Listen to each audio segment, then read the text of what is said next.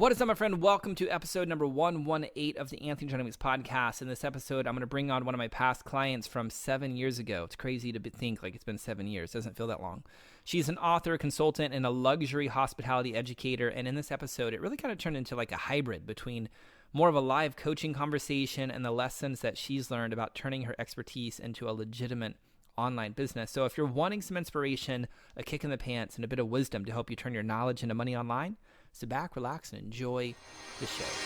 Welcome to the Anthony John podcast, the one and only podcast designed to help you become unstoppable in life and business. My name is Anthony John. My friends call me AJ, and my goal with this podcast is to help you remember who you truly are so you can maintain your center in the chaos, embody your potential, and unlock freedom in your life and business. That being said, let's get into today's show. All right, welcome back. Now, before I bring on today's guest, if you want to generate more revenue while working less, living out your big vision, having fun, and doing more of what you love, I have a little something for you. Each and every week, I set aside a few hours to talk with online entrepreneurs about what's working, what's not working, and help them create a plan to create their visions faster. So if you want to grab one of those times to talk with me directly, simply go to talkwithaj.com. It's 100% free. Normally, I charge up to $1,000 for a strategy session, but since you're listening to this podcast, I'll hook you up with an opportunity to talk with me. Now, I will warn you, don't book this call if you're not serious about creating results. Like when you talk with me, we will dive deep, and together we will find the root that is preventing you from having the fruit that you want right now. So if you're an online entrepreneur and you're driven and you're hungry and you're ready to create like the next level results for yourself, go to talkwithaj.com to grab a time to talk with me. So with that being said, let me tell you about today's guest. Her name is Alene Keenan. She's an author, consultant, and luxury hospitality educator. She went from being a stressed out chief stew to helping hundreds of yacht stews get ahead by building their confidence and skills with online and onboard courses that the boat owners, absolutely love. She's even been featured on reality television, and her venture into the yacht stewardess training, it really wasn't like smooth sailing, but she stuck with it and figured it out. And it really goes to show you that you can make a living, like a great living, leveraging your expertise into a very specific industry. So with that being said, let's bring her onto the show. Alene, welcome to the podcast. Hi, AJ. Thank you. It's great to be here. Can you believe it's been 7 years since you and I have had a conversation? Yeah, kind of, sort of. And actually, this conversation is coming at a really good time because I need a kick in the seat of the pants. Awesome. Well, maybe we'll get one here on the podcast. And since reading, I was doing a little bit of studying, I read your website and the bio. It honestly seems like you've accomplished a lot in the past 7 years. I mean, you got the books, you've been on reality television, you've been teaching people. Like, it's been a little crazy, no? Yeah. So, and now I guess what I want to do is I really miss teaching. So, of course, all that was shut down for COVID. So I've been working on some online courses, and I'm about 75% done with 2 courses and just trying to figure out what platform to use and how to do the filming and all the stuff that I hate the most. No. Yes. Now, has COVID completely shut down your ability to train people to go out on the yachts, or how's that going? Yeah, it pretty much has. I was working at a school, and the school is open now, but there really isn't much demand for the courses that I was doing because they're not required for the industry. They're not safety or security. So they've kind of shut that down. And then it's just been really difficult because you have to test and quarantine before you can go on board the boat. And usually they don't have time to plan like that. So it's usually spur of the moment when they book a trainer to come on and do courses. Gotcha. What about the people going on the boat, the stewardesses? Are they having a 2-week quarantine before they're able to go on the boat, or how's that working? Yeah, okay. Usually sometimes they're doing 5 days, but I'm not really clear on all the different types of testing that they do. But they have a lot of people who just come right to the boat and test everybody. And then you have to test again sometimes when you enter another country. So, of course, in yachting, every place you go is another country. So we might be in St. Thomas today and want to be in St. Martin tomorrow, and we have to test again and then clear testing when you come into customs. So we're just kind of waiting to see how it's going to pan out for right now. So it has really changed the industry in a lot of ways, but I'm sure that there'll be a recovery swing as well. There's going to have to be. We got to figure out how to navigate it. There's no other option. Yeah. So are stewardesses still going to school then to learn how to stewardess? Not really. Okay. So there have been, right now, there are probably 5 people who are doing online courses, and we're the same 5 people that wrote the standards for the industry. But a lot of them they're farther ahead of me in terms of getting certification. So again, there is no legal certification because it's not safety or security. So we've had to create agencies to promote the courses and to say that we have a standard. So that's in the process as well. So what's been your journey a bit going from like a stewardess on a boat to owning a business where you're actually training stewardess? Like, tell me about that journey.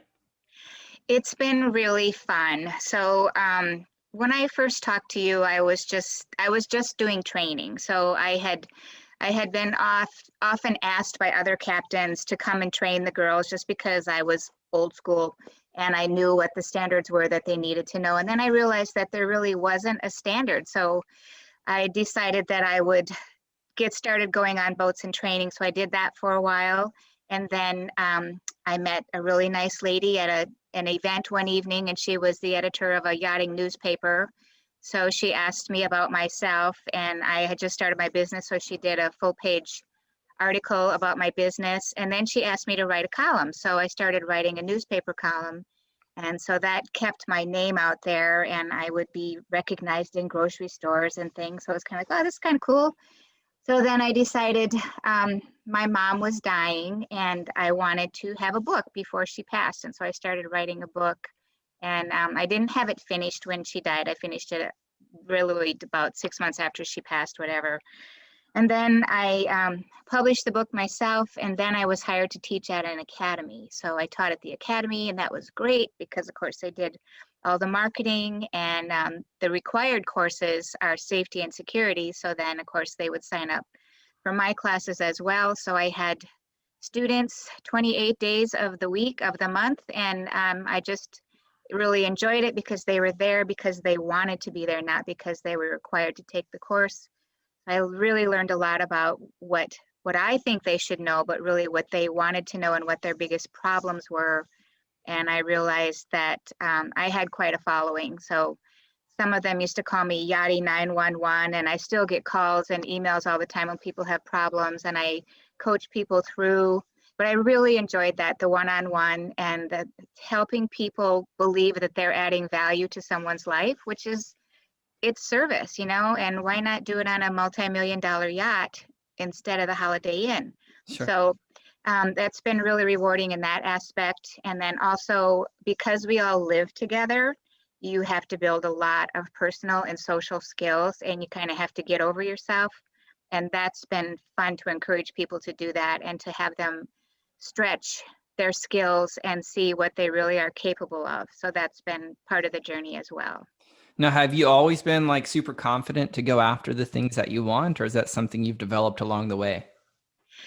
I was always kind of confident in a lot of ways, but there are certain things that I really don't like. So I was a theater and dance major, so I'm used to being on stage, on small stages. But still, the stage fright and all those things are part of what you have to go through to stand in front of a room of people and talk. And I had some issues with that. I did quite a bit of public speaking with the job as well because we had a lot of events, but it was always people I knew. So for me now, my biggest challenge is getting on the camera, and I Hmm. don't even know who's out there. So, but that's something that I'm really struggling with. Hmm. What about it do you struggle with? Like, how is it different than just being here talking to me right now? Because you have a studio set up and I don't know where to start in terms of tech.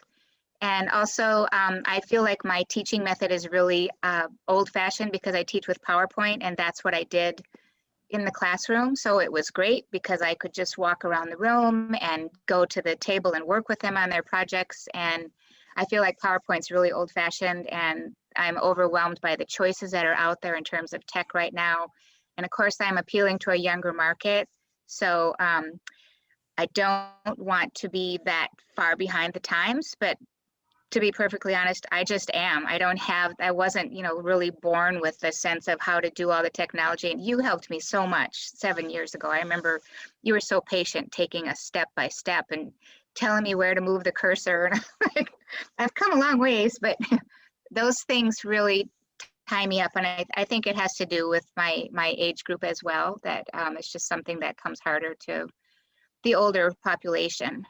What would it take to get you to a place where you just don't care if you try things and break it and mess it up?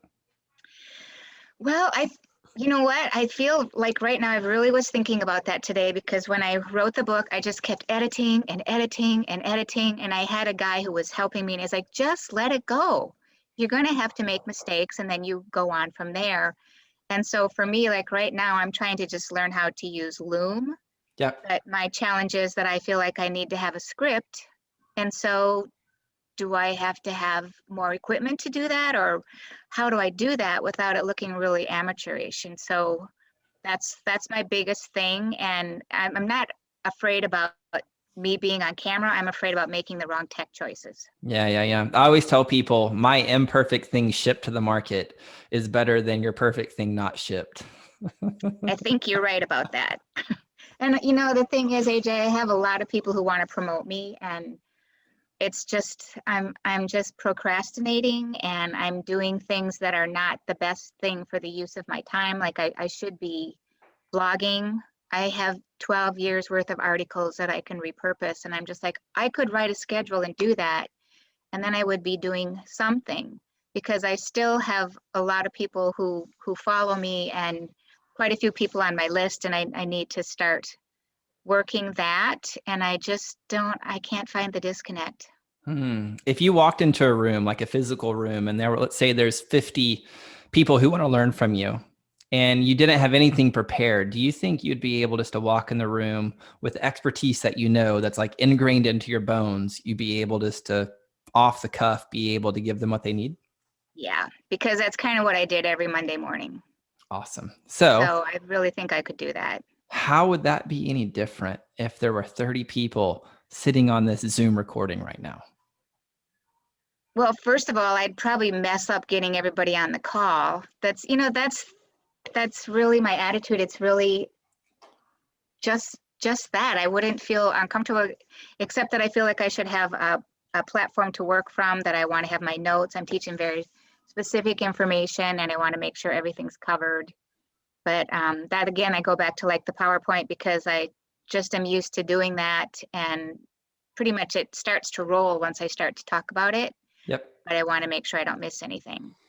But if you walked into a room, it sounded like it was different. Like if you walked into a room with no PowerPoint, nothing to, like, just you felt, it sounded like you felt pretty comfortable being able to teach the people. But the moment you transition, go ahead. I would just start asking questions, like want to see what people want to learn. Why are you here? What do you hope to get from this time together? And what can I do to help you? And that would be the first 2 hours of my class on Mondays, because everyone was just getting acclimated. And I needed that to know what to focus on for that week, because the class that they were taking would be 5 days long. So that's the other thing for me, is that thinking that I have to put 16 hours worth of content in a 2-hour course. Yeah. And I think a lot of people make this mistake. You're not the only one.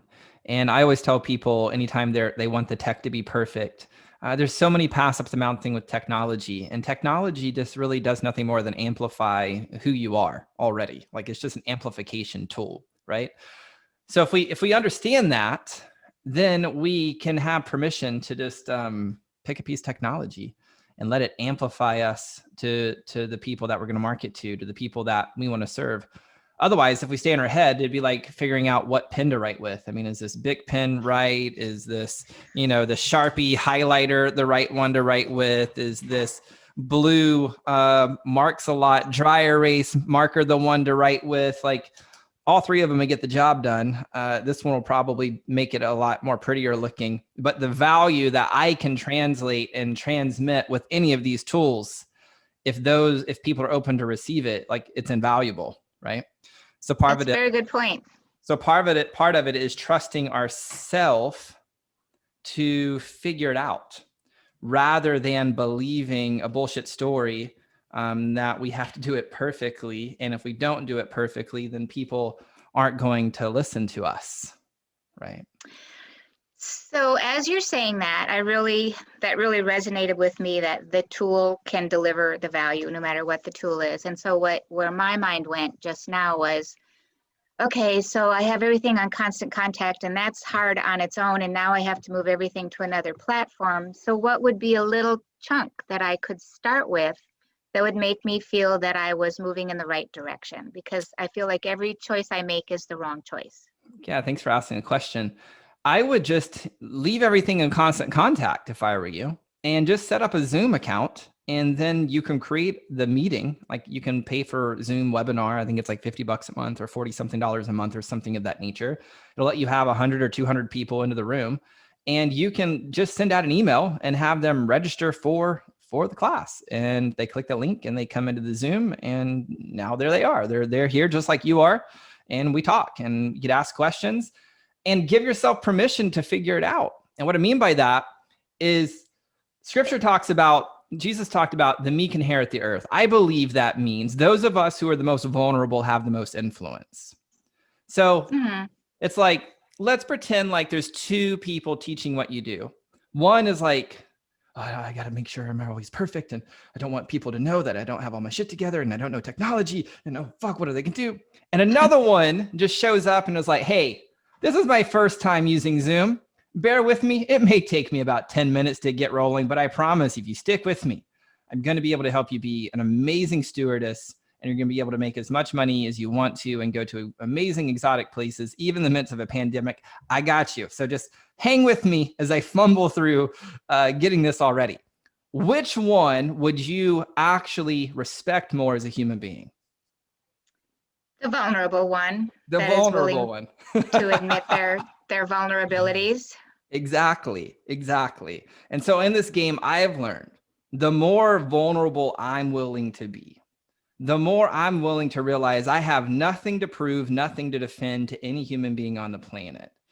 Now, there's a paradox in this, meaning I still have to make sure I can deliver value and uphold the promise in which I'm promising people. But I'm a man of integrity. I'm going to do that. So then I can just step into the place of vulnerability. Nobody's going to be able to hurt me or harm me. It's only my own projection onto myself and onto other people that's keeping me back from doing the thing required to create the thing I want. So it's making sense. Yeah, that it makes sense. And I have done Zoom just one-on-one with people. That's how I did my market research. Perfect. And I would be comfortable with that. My biggest challenge in that area is people in so many different time zones. But ultimately, I'd like to have everything recorded and online so they can take it Sure. whenever they want. Sure. Well, the cool thing about Zoom is you can record the training. So if they can't make it at the time that you do it, they can still pay for it and they can watch the recordings, right? And Right. so, and so there's really, I mean, and as we're teaching a global audience, there's no way to create one time to make sure it's in the best time zone. For like, I have changed my philosophy, which is like, what serves my ideal lifestyle? You're good. I'm going to make my students and my clients operate around my lifestyle. Why? Because that's why I chose to get in this business in the first place, is to live the lifestyle I feel called to create. Why am I going to be at their beck and call? I'm the one who's delivering the goods that's transforming their life. Like I'm the prize. They get to chase after me.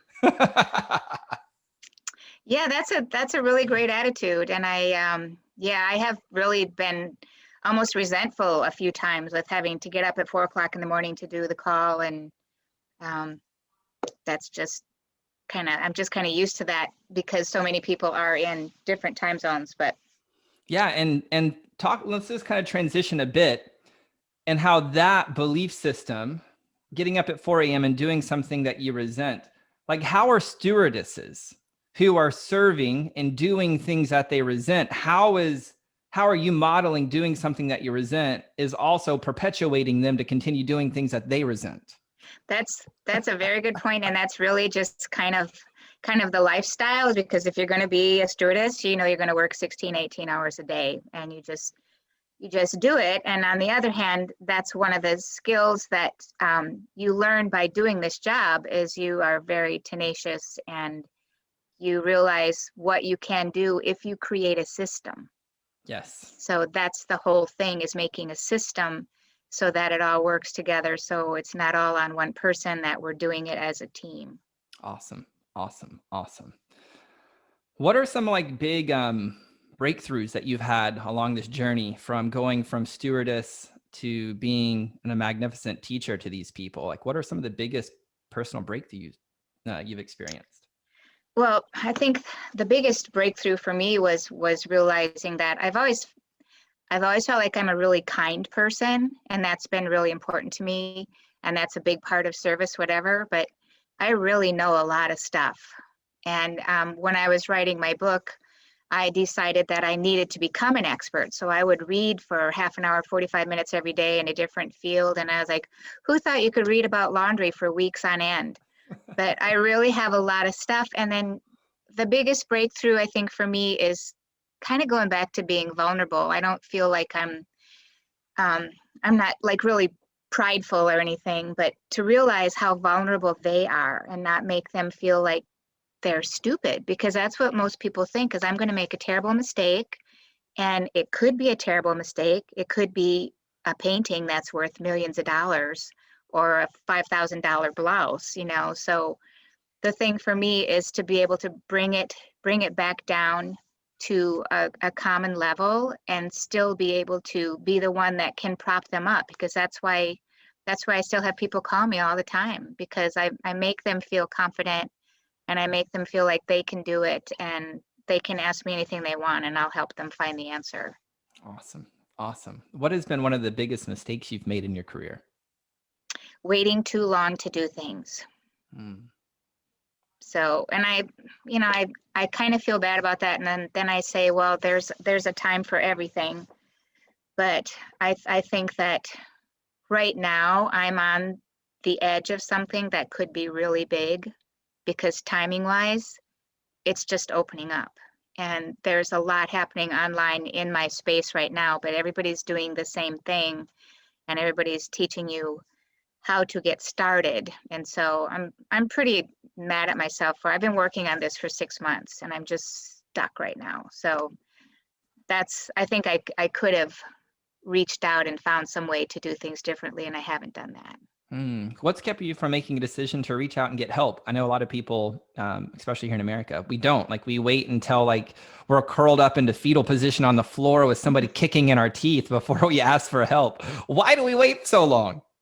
I'm overwhelmed by where to start. So I have been looking around. I've been looking at different platforms. I'm looking at Kartra right now. I've decided Kajabi's over my head for right now. There are some out there that I've never even heard of before, that like a family have started their own whatever. So that to me is, I'm just stuck on the tech part of it. So do I use Loom to record my videos and then put it on Kajabi, or do I have to set up a studio?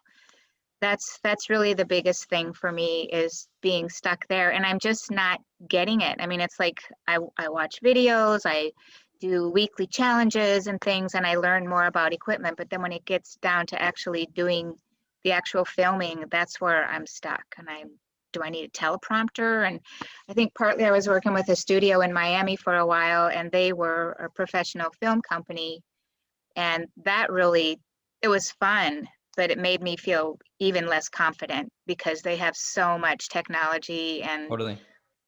just standing there working on one scene for 8 hours, I was like, that kind of set me back a little bit. Awesome. The perfection thing. Yeah. So one thing, and if somebody's listening to this and you're struggling with perfectionism, one thing that you can do when you're launching something new is you can do a beta launch. And what I mean by that is you could say, hey, I'm going to do this thing. This is the promise. This is what you'll have by the end of this thing, without you having to experience this amount of pain, right? You make a good offer. And we're going to create this thing. I haven't created it yet, but we'll work together over the next 6 weeks, 8 weeks, 12 weeks, 2 weeks, however long it takes for you to teach the material to get them to that specific result. And you let them know, like, I'm going to be co-creating with you. I'm going to let you have access to this thing. Like, when it comes out to market, it's going to be worth, let's say, $3,000. I'll give you guys access to it for, $1,000, $997. And we're going to start on so-and-so date. And we're just going to co-create it together. And there's a way to do like a launch sequence around it to get people excited about it. But essentially what it allows you to do when you're doing it in beta is you're able to get it to market. You're able to get feedback in real time from the students, and you just create it down and dirty. Even if that means you have your PowerPoint presentations and you're just using Zoom and inviting people onto Zoom, and you're sharing your screen and talking over your PowerPoint presentation. I mean, at the end of the day, it's all about the transformation you're bringing to these individuals. Like, the production quality means absolutely nothing if the value of the transformation that you're bringing is nothing. True.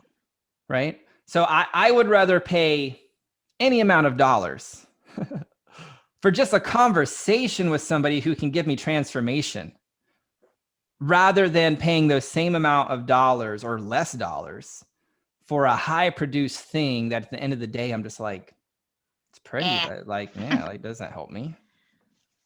Yeah. People pay for transformation in this game, this expert game, this online expert game. That's what people are paying for, is for transformation.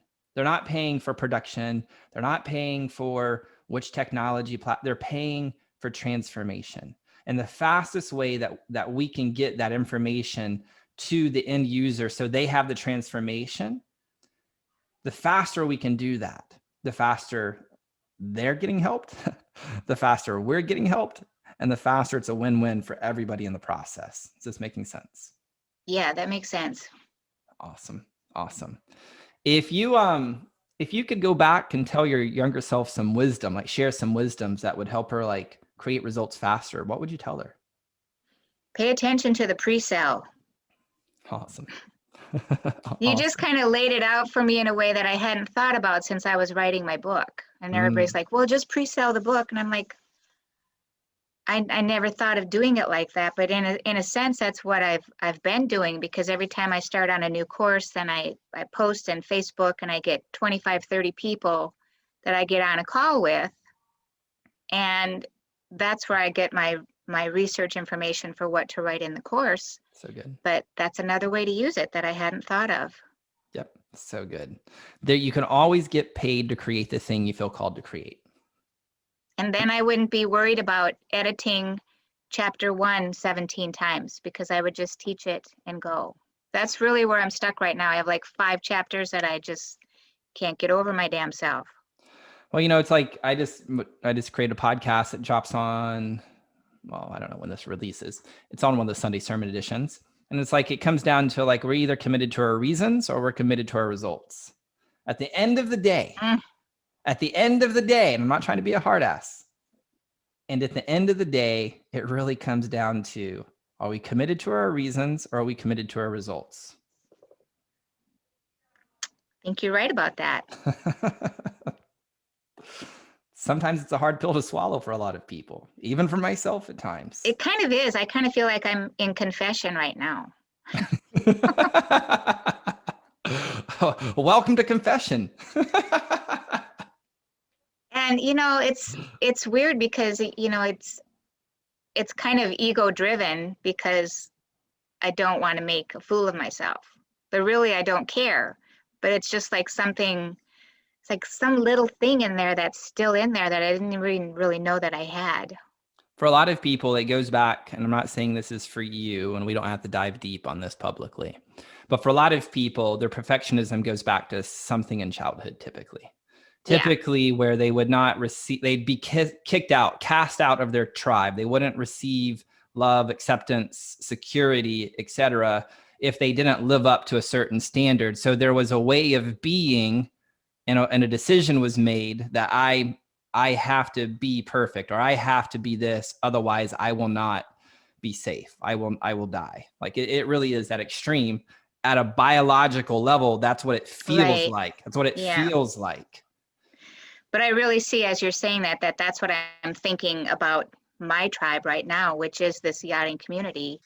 And they're just tech savvy, and that bothers me. Mm-hmm. So that's my perfectionism thing. Totally. And I would be willing to have you consider that it's bullshit. And we're pointing the finger out there, being like, well, they won't accept me. When the truth, if you're open to align with it, the truth is I won't accept me unless it's perfect. And so there's a layer that gets to be shed where it's like, I'm perfect just as I am, with all my flaws, everything, no tech. Hello, world. I'm fucking here. How you doing? And then from that place, we have a whole new level of peace. We have a whole new level of power, a whole new level of using our agency as a human being to then figure out solutions to the game. Because we're not in resistance to. Like I did this for a really long time, Alene, where everything I created was in resistance to, I didn't want to be mediocre. Because I had to perform growing up. In the environment I was raised in, I had to perform. So there was a part of me that I resisted for 30, 34, 35 years. Yeah, I feel like I have that too. And so until I could take that into an experience I've created called fire breathing, to feel in my body mediocre, like I am mediocre. Like I'm just a normal human. I put on my pants one leg at a time like every other human. If you cut me, I bleed red. I'm nothing special. I pee, I poop. I'm just a normal human being. Until I could be with that, experience that experience in my body. What happened is it opened up a void that burned through all the bullshit for me to see at a soul level, there's nothing in my body that can be mediocre. I'm called to too many great things. I have too much creation to create. And from that, there was a new layer of freedom that was birthed. So now if I want to go create something, I'm not creating it to prove that I'm not mediocre. Because what happens, there's this law of being on the planet that states that the world continues to give us exactly that which we are at our core consisting of the thoughts and feelings that we hold on to predominantly. Right. I was holding on to, I don't want to be mediocre. I don't want to be mediocre, not just conceptually, but legitimately in my heart, a feeling. So no matter what I accomplished, in my heart, I still felt not enough, like I was mediocre. Now that I've been with that and shed it, I'm not resisting it. And so now when I go to create something, it's like, man, look at that. That's pretty good. That felt good. I like that thing. And as a result, more and more people then show up to participate in the thing that I feel called to create. That's awesome. So I'd have you consider choosing, and it's not as easy as choosing. It can be, typically isn't, but it can be. Choosing to believe that you're perfect just as you are. Even if you fumble tech for 10 minutes, it's absolutely perfect. And by just being with that fear and being with your breath in the midst of the fear, because your heart's going to be beating when those people are online, you can be breathing and being with it and you could just honestly tell people, man, I'm feeling a lot of fear right now. Really feeling fear because I have a desire to like show up and bring massive value to you because I know it's going to serve you, man. And I'm afraid I'm going to fuck it up right now. So just hang with me. That whole room, I'd be willing to bet, would stand up and cheer because people are hungry for people who are real. Yep, I agree with that. The amount of admiration and respect that you would experience would completely blow your mind and transform your soul and your heart forever. And the gift that you would give every single human being witnessing is that they too are perfect in their imperfections. And they too are more than their perfections. I like that. That's really what I really tried to work with my students, and what I loved about working with them is you're fine the way you are. Yep. And the way to really demonstrate that is to demonstrate that.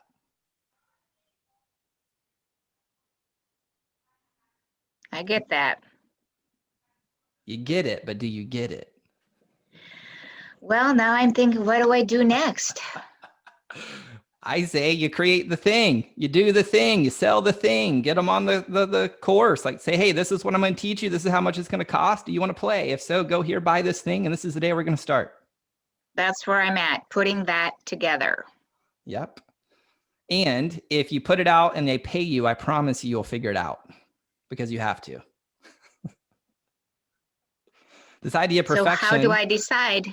How do you decide? Which platform to use? Well, I would tell you what platform I'm comfortable in using. I would use Zoom and I would use Thinkific.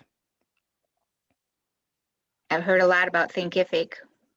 I like Thinkific. I've been using it for many, many years. It's very simple. I've met the people that own it. They're nice people. So I would use Thinkific. I built a course on Friday, actually. I built the whole course in about 20 minutes. What's your course? It was called the Daily Dialogue. It's a journaling process that we've created. I'll have to check it out. Yeah. So I would say, if you want a path, if you want an answer, I would say Thinkific and Zoom because I feel like they're pretty darn easy.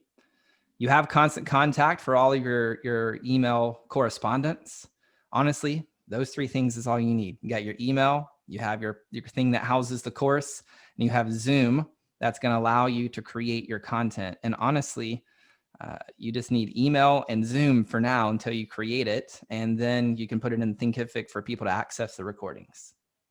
And then once it's created, boom, now you have your course. So taking it a step further, how do you set up a beta class? Just making an offer via your email, getting really clear on your offer, getting really clear on who it's for, getting really clear on the transformation that they're going to have at the end of that, and making an offer for them to participate in buying it. I mean, how did you get 30 people to say, hey, I would like to talk to you? Well, I just did that on Facebook, and then you just write to each one individually, which takes a long time. And then doing the classes individually, I try to allow for 2 hours, but sometimes it would be 4 hours. Half the time they barely spoke English. Yeah. So that's the part of it then. So then if I have it on Constant Contact, is that where they pay through Constant Contact, or is that collected in Thinkific? It can be collected in Thinkific, actually. Yeah. Yeah. So you have your merchant. You probably are running PayPal as your merchant or Stripe as your merchant. PayPal right now. PayPal. So you could just, you could just create the order on PayPal and send them to PayPal to check out and tell them, hey, we're going to start our first class on so-and-so day. And here's the link to the Zoom. That sounds pretty easy. It really is that easy. Well, have to look into that. Awesome. If just kind of land the plane here, if somebody was struggling to put their expertise into an online business, what advice would you share with them? Well, I feel like I was really lucky because I feel like I was handed something on a platter that was a system that we worked together because my industry is so well segmented. So we have basically departments. And so I was able to work on those departments. But what it came down to was, what are the things that people ask me about more than anything? What are the things that people ask me for help with? And what are the things that people struggle with on the job? So I knew that food service was part of it. Wine was a really big block. Housekeeping and taking care of really, really high-end fabrics and things was another thing. So we had those parameters set out. So again, it was just, what do they ask? What are the most frequently asked questions? Awesome. And that's where you can reach the most people. Awesome. Well, Alene, thank you so much for being here. If people want to know more about you, maybe they want to learn how to be a stewardess or something of that nature, or maybe they want to promote your program, where can they go to learn more about you? You can go to my website, alenekeenan.com. Awesome. Well, Alene, thank you so much for being here. Really appreciate you. Thank you. It's so nice to see you. Thank you, AJ. You're welcome. Well, there you have it, my friend, Alene Keenan. That conversation went way different than I anticipated in a really good way. Like, it turned more into a live coaching conversation a bit, which I'm totally cool with. And I really hope Alene's transparency, number one, inspires you. And number two, motivates you to get to work on sharing your knowledge and building and growing your online empire. Like, there are people who are hungry for what you have to say. There are people who genuinely need the transformation that you can bring to them. And one of the things that I read in a book called Happy Pocket Full of Money, it said something like, if you have a desire to create something, it's because in the grand scheme of consciousness, there are people who already desire your desire. For to have the desire in the first place can only come from it being desired in consciousness, because everything is connected. So I really hope that you're going to listen to that small, still, gentle, like, whisper inside of you that's telling you to, like, go out and create that which you're called to. Well, my friend, that's all I have for this episode of the Anthony John Amos podcast. I hope it served you, and I hope it's equipped you with some information on really how to turn your knowledge into money. Now, if you know someone who needs to hear this episode, send it over to them in their DM, screenshot it, share it up on social media, send them an email, text message, like whatever you have to do to get this episode in their ear hole. And also keep those 5-star reviews coming over on iTunes, because that is what helps get this show found by more people. So thank you so much for being here. Until next time, I'm out. Peace. Well, that's all I've got for this episode of the Anthony John Amos podcast, but we have plenty more to help you become unstoppable in life and business. So head on over to ajamix.com for exclusive resources, information, and tools to help you break through to a new level of freedom, purpose, and success. I look forward to having you back for the next episode. Bye for now.